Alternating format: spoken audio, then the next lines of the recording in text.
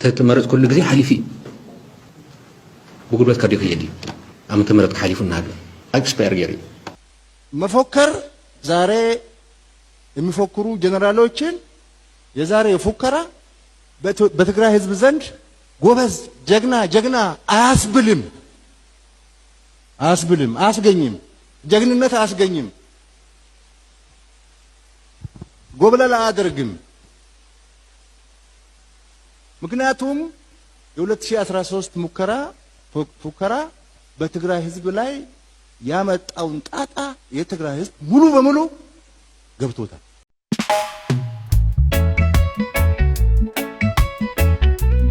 ይህ አብሪ ሚዲያ ነው።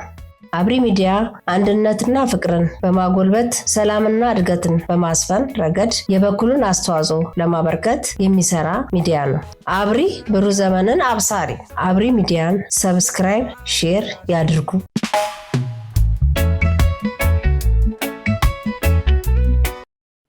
ሰላም ጤና ይስጥልኝ። የአብሪ ሚዲያ አድማጭ ተመልካቾቻችን እንደምን አላችሁ? በሚል ሰላምታ ያቀረብኩኝ የዛሬ ፕሮግራሜን አስተዋውቃለሁ። በዛሬው ፕሮግራሜ ያስኳቸው ርዕስ የፊልድ ማርሻሉ መልእክት ለህወሓት። ደብረጽዮን የተናገሩት ታላቅ እውነት። ታደሰ ወረደ ድራማ እየሰሩ ወይስ እየታገሉ? አፍሪካ ኢንተለጀንስ ያጋለጠው የትግራይ ስደተኞች በህወሓት አስገዳጅነትና በቅጥረኝነት ለአልቡርሃን የመዋጋታቸው ሚስጥር። ህወሓት ለአንድ ታጣቂ በወር $300 ከአልቡርሃን መንግስት ይቀበላል። በዚህ መንገድ ለአልቡርሃን ለመዋጋት ተሰልፈው የነበሩ ከ21,000 በላይ ስደተኞች እንደነበሩና አሁን 3,700 ብቻ እንደተረፉ ቀሪዎቹ በጦርነት እንደሞቱ አፍሪካ ኢንተለጀንስ አስደንጋጭ መረጃ አውጥቷል እና እነዚህንና ሌሎችን እንመለከታለን። እስከ መጨረሻው አብራችሁን ቆዩ።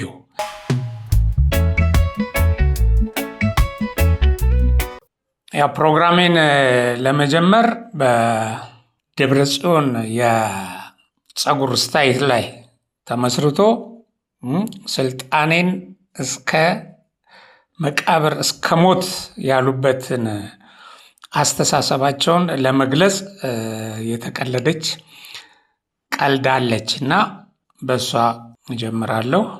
እንዲህ ትላለች ቀልዷ። ያው ፎቶግራፉን እየተመለከታችሁ የፀጉር ስታይሉን የደብረጽዮንን በደንብ እያያችሁ ማለት ነው።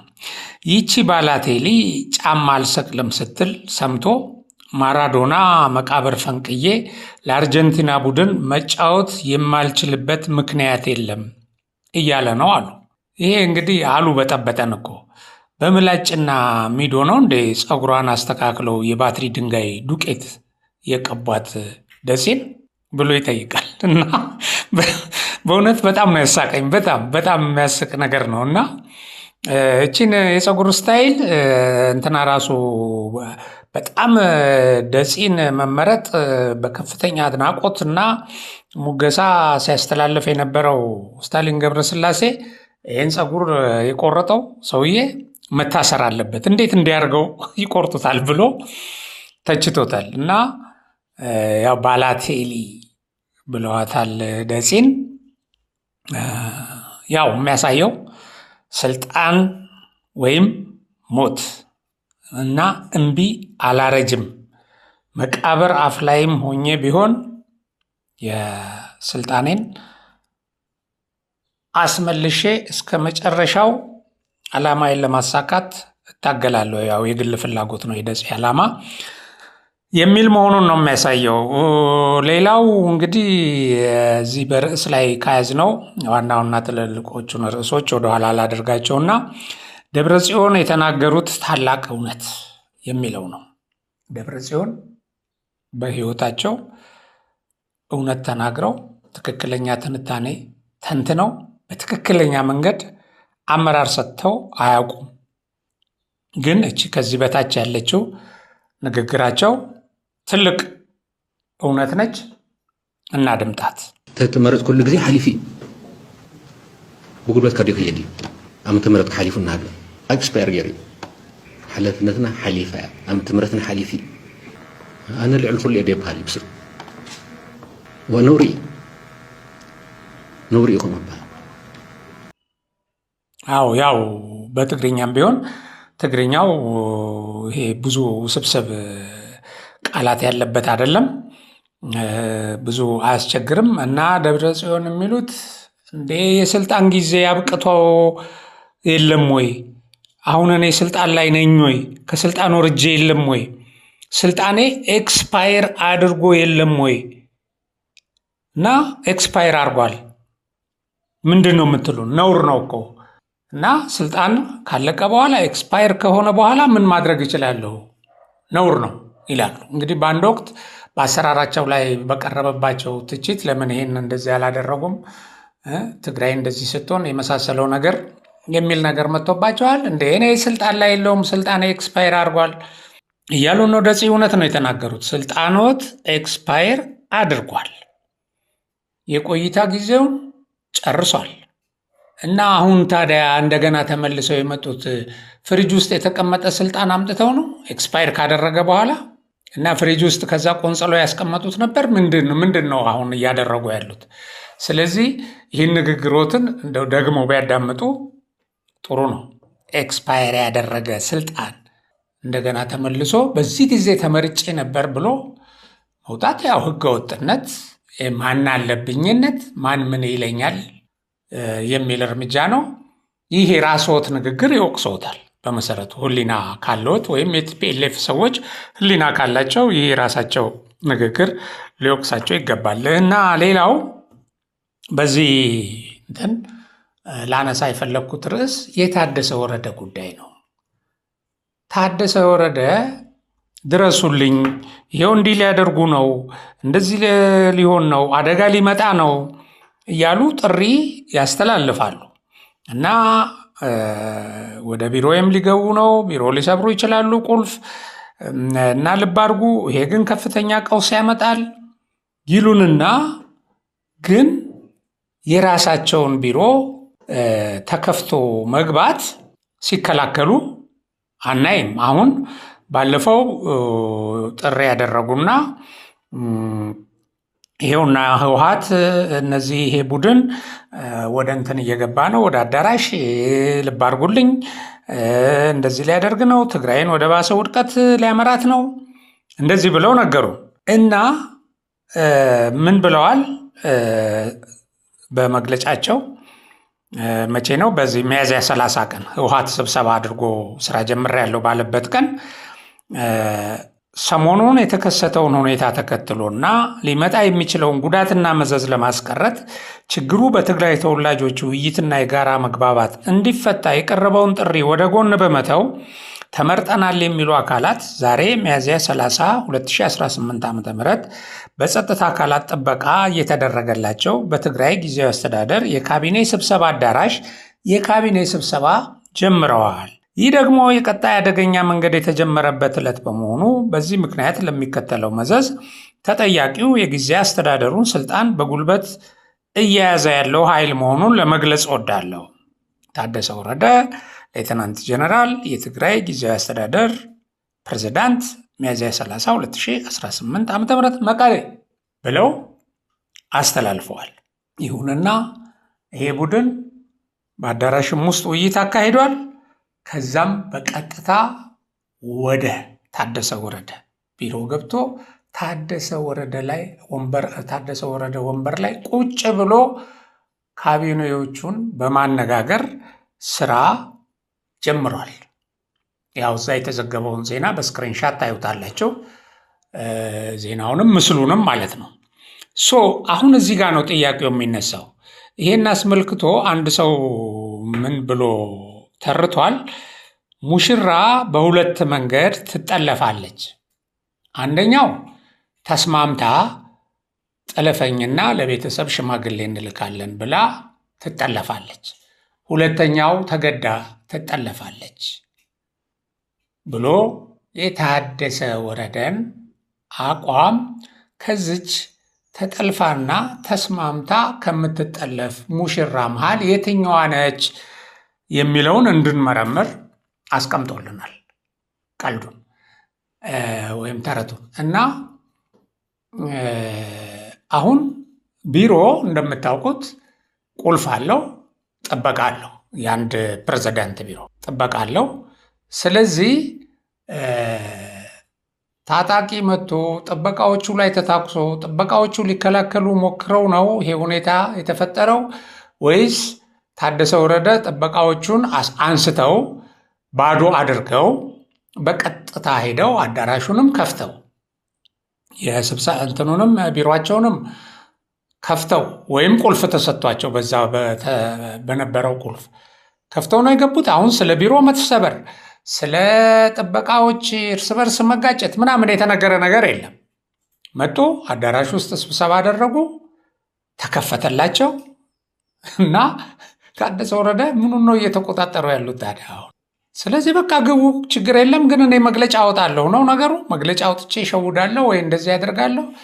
ስለዚህ እንደዚህ አይነት ድራማ የሚመስል ነገር አለ። ለማንኛውም የህገወጡ ቡድን በዚህ መሰረት ገብቶ ቁጭ ብሎ ወንበሩ ላይ ካቢኔዎቹን ፊት ለፊት አድርጎ እነሆ ስራዬን ጀምሬያለሁ ብሎናል።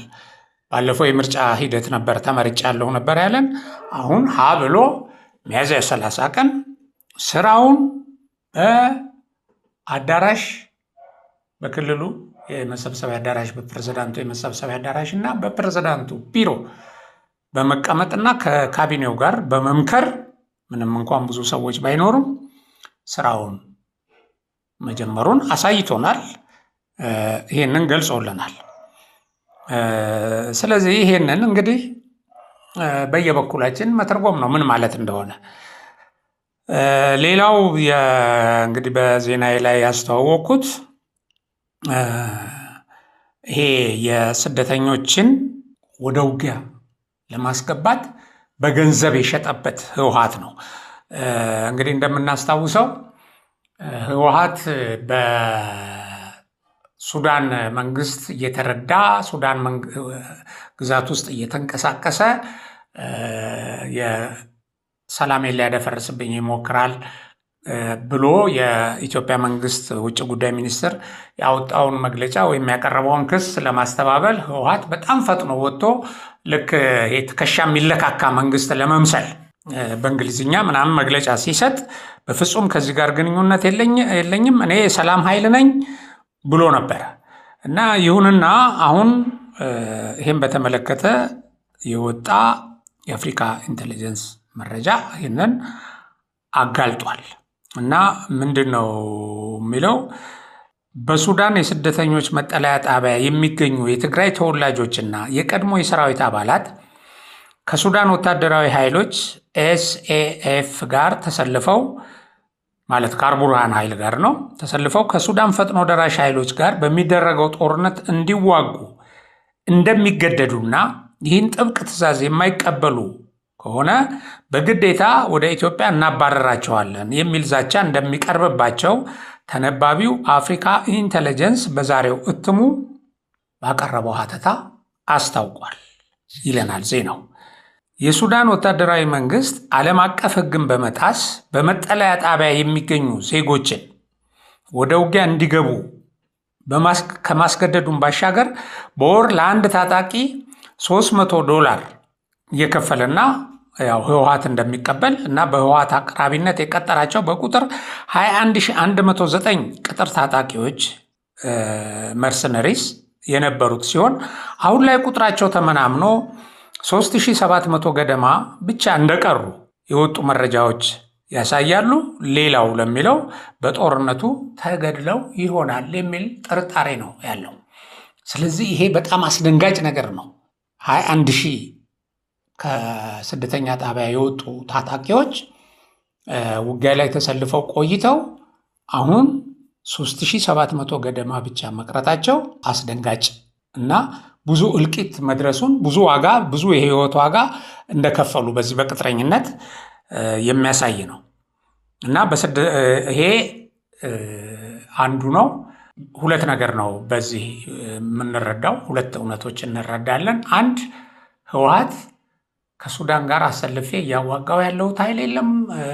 እኔም ለሱዳን ጋር ተባብሬ ኢትዮጵያን ለማጥቃት አልተሰለፍኩም ሲል ነው የነበረው። ይሄንን ነው የሚያሳየው። ሁለተኛው ነገር ደግሞ የትግራይን ወጣት ከሀገር ውጭም በስደት ሄዶ በስደተኝነት እርዳታ እየተቀበለ እንዳይኖር በቅጥረኝነት እንዲዋጋና ገቢው ደግሞ የህወሓት እንዲሆን በቀጥታ ይሄ የባሪያ ሽያጭ አይነት ስራ እየሰራ መሆኑን ነው የሚያሳየን። ይሄንን ነው ያጋለጠው። እንግዲህ ህወሓት ያው በህገ ወጥነቱ ገፍቶ ዛቻውንም እንደገና ደግሞ ማንም አይነካኝም የሚለውን የጉልበተኝነት ተግባሩንም እየፈጸመ ነው። ስልጣን ተቆናጦ ካቢኔውን ሰብስቦ ይሄ በኃይል አስመልሳቸዋለሁ የሚላቸውን መሬቶች ማስመለስ የመጀመሪያ ዓላማዬ ነው ብሏል። ባይዘዌ በዚህ የካቢኔ ስብሰባም ላይ ይሄ ነው የተንጸባረቀው። የጦር አዛዦችም ተገኝተው ነበር በስብሰባው ላይ። ስለዚህ ይሄንን ተግባር ባለፈው ህንፃ ሲገልጽልን የነበረውን ጀነራል ህንፃን ይሄንን አሳካለሁ፣ ይህን ድንበር በጉልበት ይይዛለሁ እያለ ነው። እንግዲህ ይሄንን በተመለከተ የስምረት ፓርቲ ሊቀመንበርና የጠቅላይ ሚኒስትሩ የምስራቅ አፍሪካ ጉዳዮች አማካሪ አቶ ጌታቸው ረዳም አሁንም ተጨማሪ መግለጫ አውጥተዋል። ይህንን የህወሓትን ስብሰባ አስመልክተው እና ምንድነው እሳቸው የሚሉት? የህወሓት ማዕከላዊ ኮሚቴ ሚያዝያ 11 ቀን የፕሪቶሪያ ስምምነት ሞቷል ማለቱ የፌዴራል መንግስቱ ግዴታውን አላሟላም ከሚል የመነጨ ሳይሆን የሌተናንት ጀነራል ታደሰ ወረደን የጊዜያዊ አስተዳደር ፕሬዝዳንትነት የስራ ዘመን በ1 ዓመት መራዘሙን አልቀበልም ከማለት የመጣ ነው ይላሉ እና ዶክተር ደብረጽዮን ትግራይን ከመምራት ይልቅ የመከራዋ አቀናባሪ ሆነው ማገልገላቸው ነው የገለጹት። አቶ ጌታቸው በመግለጫቸው ምን ይላሉ? ከ2013 ጦርነት በፊት ዲፕሎማሲው ጥንቃቄ ማድረግ ሲገባቸው ህዝቡን ባዶ ፉከራ በመጋት ወደ ለየለት ግጭት ማስገባታቸውን ነው ያስታወሱት እና በዚህም በመቶ ሺዎች የሚቆጠሩ ዜጎች እንዲሞቱና በሚሊዮኖች የሚቆጠሩ እንዲፈናቀሉ ላደረገው ስትራቴጂካዊ ስህተት ማንም ኃላፊነት አለመውሰዱና ህወሓት ምንም አይነት የጸጸት ስሜት ሳያሳይ አሁንም ራሱን እንደ ብቸኛ አዳኝ አድርጎ ህዝቡን ወደ ጦርነት ሊመራው እየተንደረደረ ነው። የፕሪቶሪያው ስምምነት የተፈረመው ህወሓት ወታደራዊ ሽንፈት አፋፍ ላይ በደረሰበት ወቅት መሆኑን ያስታወሱት አቶ ጌታቸው በወቅቱ ስምምነቱ ሳይዘገይ እንዲፈረም አጥብቀው ሲወተውቱ የነበሩት ዶክተር ደብረጽዮን ናቸው። ዛሬ ያንን ስምምነት እንደ ክህደት መቁጠራቸው በጣም ያሳዝናል ይላሉ አቶ ጌታቸው እና ይሄንን ብለው እንግዲህ በማጠቃለያው ላይ የህወሓት ከፍተኛ አመራርና የጊዜያዊ አስተዳደሩ ፕሬዝዳንት ይሄንን የፕሪቶሪያን ስምምነት ጥሶ የሚደረግ ፍላጎትን በኃይል የማስፈጸም እና ትግራይን ወደ ጦርነት የማስገባት ጉዳይ ሌላ ውድቀት ትግራይ እንድታስተናግድ የማድረግ እርምጃ ስለሆነ ኃላፊነት ይወስዳል ድርጅቱ እና በተናጠል ደግሞ ፕሬዝዳንት ነኝ የሚሉት ደብረጽዮን ገብረ ሚካኤል ይላሉ እና ትግራይ ሌላ ዙር የከንቱ በራስ መተማመን እና የውድመት አዙሪት አያስፈልጋትም ብለዋል አቶ ጌታቸው። የከንቱ በራስ መተማመን ይሄ ራስን ከፍ አድርጎ እንችላለን እናደርጋለን፣ ያኔም እንደዛ ነው። በቃ እንዲህ አስመራን ደብድበናል፣ ጎንደር እንደማን ነው የሚደፍረን እኛን፣ ስለዚህ እናሸንፋለን። እንደገና ደግሞ አማራ ክልል ከገቡም በኋላ የለም ድርድር ይደረግ ሲባል ከማን ጋር ነው የምንደራደር? ጦርነቱ አልቋል፣ የምታድነው አገር የለህም እጅህን ስጥ ሲሉ የነበሩትን ያስታውሰናል ይሄ የጌታቸው አባባል እና ሌላ የውድመት አዙሪት ውስጥ ይሄ ያልተገባ ትንታኔ ስለ ራስ በመስጠት የከንቱ በራስ መተማመን አሁን ጀነራሎቹ ወጥተው የሚያቀርቡት ይሄንን ነው። ስለዚህ አሳስበዋል እና አሁን ያለው ትልቁ አደጋ የዶክተር ደብረጽዮን ወደ ስልጣን መመለስ ብቻ ሳይሆን ንግግርን በስትራቴጂ የሚተካ እና አደጋን ከመከላከል ይልቅ ከተፈጠረ በኋላ ለማስተዳደር የሚሞክር አደገኛ የፖለቲካ አስተሳሰብ ይላል። አደጋን ከመከላከል ይልቅ አደጋ ከመምጣቱ በፊት አደጋ የሚያመጡ ነገሮችን ከማስቀረት ይልቅ አደጋ ከተፈጠረ በኋላ ለማስተዳደር የሚሞክር በቃ ጦርነት ጭሮ እንደገና ሌላ እልቂት ፈጥሮ እዛ ውስጥ አስተዳደራለሁ ከሚል አደገኛ አካሄድ ይቆጠቡ ይላሉ። እንግዲህ ይሄንን መሰረት አድርገን ጠቅላይ ኤታማዦር ሹም ፊልድ ማርሻል ብርሃኑ ጁላ ይሄንን የቲፒኤልኤፍ ኃይሎች ፉከራ አስመልክተው የተናገሩትን ንግግራቸውን ወይም ያስተላለፉትን መልእክት እናዳምጥ። አሁን ይሄ ንግግር ለቲፒኤልኤፍ በትክክል ቲፒኤልኤፍን የሚገልጽና በጣም ደግሞ ወቅታዊ ነው።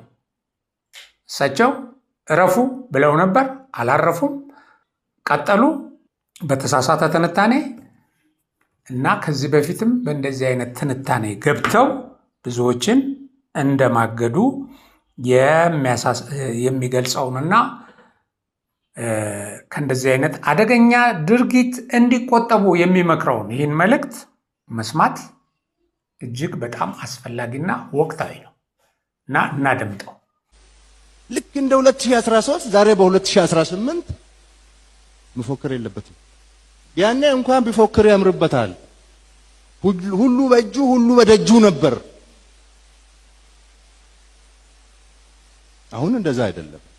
መፎከር ዛሬ የሚፎክሩ ጀነራሎችን የዛሬ ፉከራ በትግራይ ህዝብ ዘንድ ጎበዝ፣ ጀግና አያስብልም፣ አያስገኝም፣ ጀግንነት አያስገኝም፣ ጎብለል አያደርግም። ምክንያቱም የ2013 ፉከራ በትግራይ ህዝብ ላይ ያመጣውን ጣጣ የትግራይ ህዝብ ሙሉ በሙሉ ገብቶታል። ስለገባው የአሁኑ ፉከራ ተባባሪ አይደለም። የትግራይ ህዝብ ይልቅ መውጫ መንገድ ነው የሚፈልገው። አሁን ከገባበት መውጫ መንገድ ነው የሚፈልገው። እንግዲህ ይሄ ንግግር ይሄ መልእክት ህወሓት አዳምጦ ከተሳሳተ እንቅስቃሴው መቆጠብ ነበረበት። እርግጥ አሁንም ጊዜ ያለው ከ2013 ዓመተ ምህረት በፊት ለጦርነት ዝግጅት ሲያደርጉ ሲፎክሩ እና ያልተገባ የእብሪት ተግባር ሲፈጽሙ ትግራይ ውስጥ በጣም ያልተገባ ሰራዊቱን ሲተነኩሱ የሰራዊቱን አመራሮች ሲተነኩሱ በአንድ በኩል አብራቸውን ተሰለፉ እያሉ ሲቀሰቅሱ፣ በሌላ በኩል ግን በቃ እኛ ነን ይህን ክልል የምንቆጣጠረው ብሎ እዛ ለነሱ ሊሞትላቸው የገባውን ሰራዊት ከመኪና እያስወረዱ ሲፈትሹ፣ ሌሎች ነውረኛ ተግባር ሲፈጽሙበት በላዩ ላይ ፕሮቮክ ሲያደርጉት፣ ይሄንን ሲያደርጉ እንደገና ያን ትርኢት እያሳዩ በቃ የጦርነት ነጋሪት ሲጎስሙ እጅግ አደገኛ በሆነ ወቅት ፊልድ ማርሻሉ መቀሌ ተገኝተው ዛሬ ፕሬዝዳንት የሆነውን ደብረጽዮን ቢሮ ገብተው ምንድነው እያደረጋችሁት ያላችሁት? እየሄዳችሁ ያላችሁበት መንገድ እጅግ አደገኛ ነው። ስለዚህ ይሄ ትግራይን በጣም ይጎዳል። ለትግራይ ህዝብ ጦርነት አያስፈልገውም። ስለዚህ ጥያቄያችሁን በሰላማዊ መንገድ አቅርቡ እና ውጊያ ለማድረግ ዝግጅት ማድረጋችሁን የሚያሳዩ ምልክቶች ስለሆኑ አቁሙ ብለውት ነበር። በዛን ጊዜ ደብረጽዮን ምንድነው ያለው? እኔም ተው እያልኳቸው ነው፣ እኔ አይደለሁም፣ እኔ የለሁበትም፣ ሌሎች ናቸው ይሄንን እየገፋፉ ያሉትና ይሄን ያልተገባ ነገር እያደረጉ ያሉትና ጦርነት ግን አይነሳም፣ ግድ የለም ቃል እገባልሃለሁ ብሏቸው እንደነበር ያው በወቅቱ የወጣ መረጃ አለ። በእሳት ቀለበት መጽሐፍም ላይ ታትሞ ይሄ ለንባብ በቅቷል። እና ይሄ በጣም ታሪካዊ ነገር ነው። ሁልጊዜ ተው እየተባለ ነው ህወሓት ተው እየተባለ እና ይህን ተው የተባለ ምክር ሳይሰማ ቀርቶ ወደ ጦርነት ገባ። ሲገባ ፊልድ ማርሻሉ ያሉት ነገር ነው የሆነው። የተዋጋው ከሀገር ጋር ነው ከህዝብ ጋር ነው ሁሉ ብለዋቸው ነበር እና የህግ ማስከበሩ ዘመቻ ላይ ያው ዋጋውን አግኝቶ የስበት ማዕከሉ በቁጥጥር ስር ሲሆን እንደማያሸንፍ አሳይቶ በዛን ጊዜም ጠቅላይ ሚኒስትሩ በየፌዙ ታስታውሱ እንደሆነ አቆሙ፣ አሁንም እነዚህ የሚፈለጉ ወንጀለኞችን ወደ ሕግ ካቀረባችሁ ጦርነትን እናቆማለን ብለው ጥሪ ያደረጉ። በእብሪት ሄዱ። ሁለተኛውን ዙር ጦርነት በመክፈት ሁለተኛ ስህተት። ይህን የሚመራው ደብረጽዮን ነው። ልብ አድርጉ። ሁለተኛ ስህተት አማራ ክልል፣ አፋር ክልል ገብተው አማራ ክልልንም አውድመው እነሱም ግን በርካታ ሰራዊታቸውን ለሞትና ለእልቂት ዳርገው አፈግፍገው ወደ ትግራይ ገቡ። የተኩስ አቁም ጊዜያዊ ተደረገና አቁሙ ተባሉ። ኖ አሉ፣ ቀጠሉ። ሶስተኛ ዙር ብዙ እልቂት እና ይህን ሶስተኛ ዙር ካደረጉ በኋላ የፕሪቶሪያ ስምምነት ተፈረመ። ከዛ በኋላ እንደገና ቆይተው እንደገና አንሰራርተው እንደዛ በተማጽኖ በልመና ደብረጽዮን ነው የለመናኝ ብሏል ጌታቸው። እንደውም በዋናነት ባካድነን ብሎ ያ የፕሪቶሪያ ስምምነት እንዲፈረም ያ በዛ ደረጃ አልቅሶ ተማጽኖ የፕሪቶሪያ ስምምነት እንዲፈረም አድርጎ ነፍሱን ያዳነ ደብረጽዮን አሁን አፈር ልሶ ተነስቶ እንደገና ለጦርነት ሲፎክር፣ ጀነራሎቹም እንደዚሁ ከኮር በላይ የሚባሉ አዛዦች ወጥተው ሲፎክሩ ምን አሏቸው ፊልድ ማርሻሉ? ያኔ እንኳን በአንጻራዊነት ያኔው ፉከራ ልክ ሊባል ይችል ነበረ ያኔ። ምክንያቱም የሚያስፎክር ነገር ነበራቸው።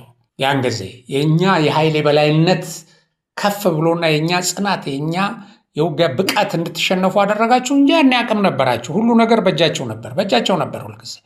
እና ያኔም ግን የፎከራችሁት አላዋጣም፣ ብዙ ውድቀት አስተናግዳቸዋል። እና ደግሞ አሁን ያላችሁበት ሁኔታ ግን ከያኔ ጋር ሲነጻጸር እጅግ በጣም አነስተኛ ያለው መከላከያ ሰራዊት አንጻርም ሲታይ በጣም እዚህ ግባ የሚባል ስላልሆነ እረፉ። ያኔ ብዙዎችን አስፈጃችሁ፣ አሁን እንደገና ለማስፈጀት ደግሞ አትሂዱ ብለው መከሯቸው። ገፍተው አሁን መፈንቅለ መንግስት አድርገው በጉልበት ወደ ስልጣን ተመልሰው ደብረጽዮን የባራቴሪን ስታይል ፀጉሩን ተስተካክሎ ወጣት አይነት ነገር ቁመና ያችን የወደቀች የዛሬ 50 ዓመት የተመሰረተች ህወሓትን አድሻታለሁ አይነት ነገር ይመስላል። የፀጉሩ ስታይል ወጣት አድርጋታለሁ። ይሄ ነዋ ዝንጀሮ በወጣትነቱ የዘለለውን ገደል በሽምግልናው ለመዝለል ሲሞክር ነው ተሰባብሮ የሚሞተው። ደብረጽዮን ይሄንን እያደረገ ነው። ሌሎችንም ይዞ ለመጥፋት በአጥፍቶ መጥፋት ተግባር ላይ ተሰማርቶ በወንጀል ላይ ወንጀል እየደረበ ያለበት ሁኔታ ነው። አሁንም ደጋግመን የምናስበው የክቡር ፊልድ ማርሻሉን መልእክት አዳምጡት ደጋግማችሁ። ክቡር ፊልድ ማርሻሉ የጀግናውን የኢትዮጵያን መከላከያ ሰራዊት የሚመሩ ናቸው እና እጃቸው ላይ ባለው ኃይል ትንታኔ ሰርተው ነው ይሄንን የሚሏቸው። እጃቸው ላይ ባለው ከየት ተነስተው የት እንደደረሱም ስለሚያውቁት ማለት ነው።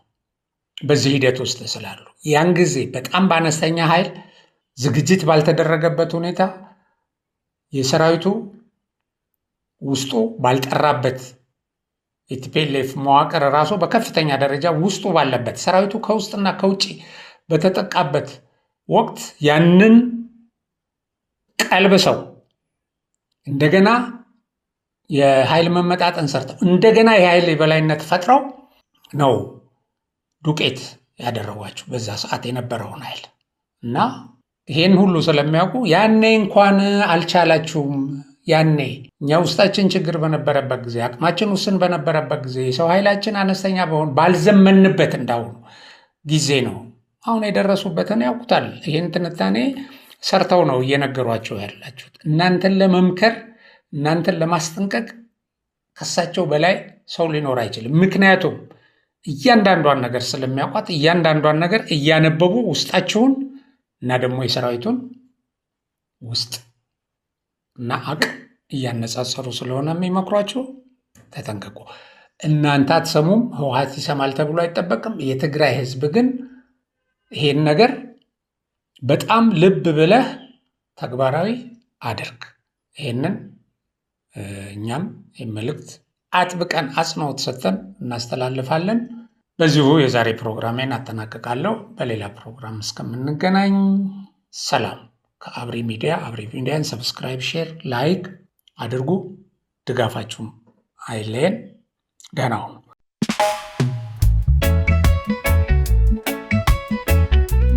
ይህ አብሪ ሚዲያ ነው። አብሪ ሚዲያ አንድነትና ፍቅርን በማጎልበት ሰላምና እድገትን በማስፈን ረገድ የበኩሉን አስተዋጽኦ ለማበርከት የሚሰራ ሚዲያ ነው። አብሪ ብሩህ ዘመንን አብሳሪ። አብሪ ሚዲያን ሰብስክራይብ፣ ሼር ያድርጉ።